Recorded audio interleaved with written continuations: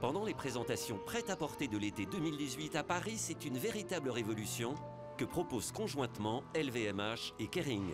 Les deux géants français du luxe se sont concertés pour éditer une charte sur les relations de travail et le bien-être des mannequins. Excite les tailles en dessous du 34 et plus de mannequins de moins de 16 ans sur les podiums.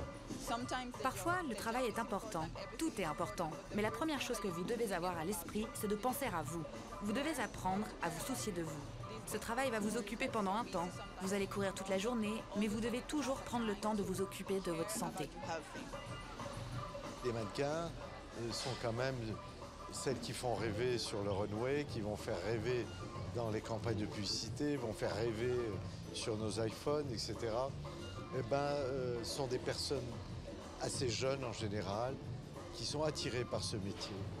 Et il ne faut pas abuser de leur candeur et il faut les protéger. La mode change les mentalités. Si le mannequin Ruth Bell avec son look atypique est devenu une star, c'est grâce à l'influence de Maria Grazia Chiuri, la directrice artistique de Dior. Je n'aurais jamais pensé défiler pour Dior, ni faire les campagnes Dior. Oui, elle a vraiment changé ma vie. Elle m'a donné des opportunités que je n'aurais jamais eues sans elle. Je lui suis très reconnaissante. Pour cette collection d'été, Maria Grazia Chiuri s'est inspirée de l'artiste Nikit Saint-Phal. Elle était géniale parce qu'elle était si rebelle. Elle était si forte. Mais à la fois très féminine et très belle, et elle aimait la mode. Elle est un bon exemple. Très inspirante pour toutes les femmes. Il n'y a ici que des personnalités et des vêtements très forts. C'est un moment important pour toutes ces femmes de l'industrie de la mode que nous suivons avec attention. Je suis vraiment contente pour elles. Après les années 60 de Nikit Saint-Phal, place aux années 70 avec Guy Laroche qui vient de nommer un ex-gagnant du festival de hier, Richard René. Après avoir longtemps travaillé à l'ombre de Jean-Paul Gaultier, il s'exprime aujourd'hui à travers une égérie Laroche, Mireille d'Arc. C'était il y a 2 mois. J'ai pas du tout imaginé qu'elle allait décéder, malheureusement. Et j'ai continué sur cette lancée parce que c'était un hommage, c'était une évidence de faire une collection. Pour moi, Guy Laroche, c'était Mireille d'Arc. La Mireille d'Arc du film culte, le grand blond avec une chaussure noire.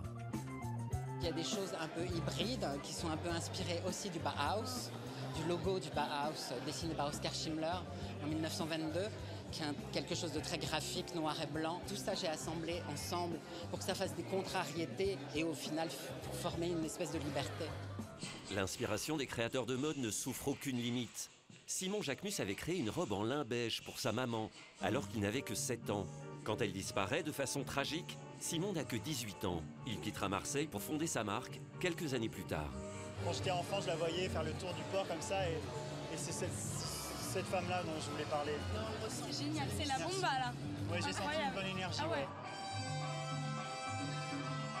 Je parle tout le temps d'elle d'une manière ou d'une autre. Voilà, c'est la collection qu'elle aurait le plus aimé et le plus porté.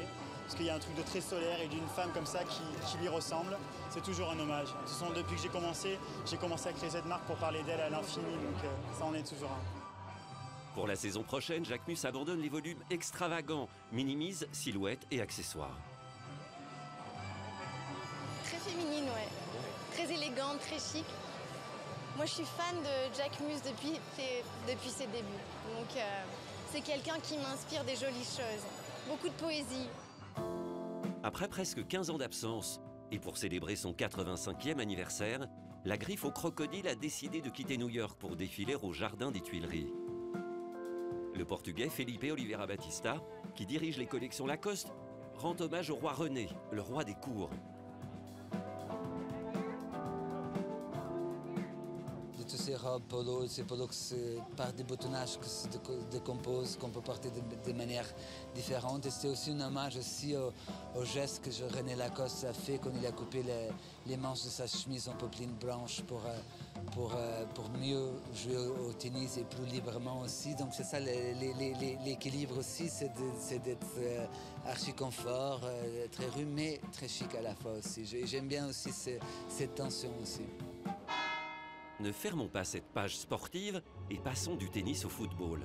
La Parisienne Christelle Cochet, reine du sportswear haute couture, a signé un partenariat avec le club mythique parisien, le PSG, dont elle a tout naturellement relooké le maillot. Pour sacraliser l'événement, elle présente sa collection dans le cœur de l'église Saint-Méry, connue pour défendre les droits de toutes les religions. Défenseuse de la cause homosexuelle, l'église Saint-Méry accueille également la nuit des concerts punk expérimentaux. Le casting était très international.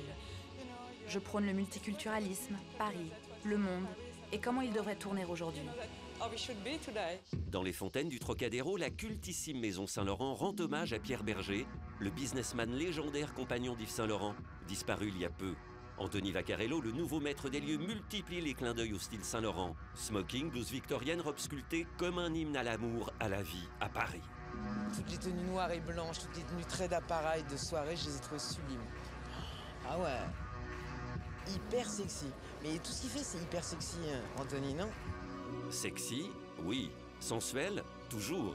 Et s'il est possible, grâce à la charte LVMH Kering, de ne plus croiser de mannequins filiformes sur les podiums, la mode retrouvera enfin ses courbes de noblesse.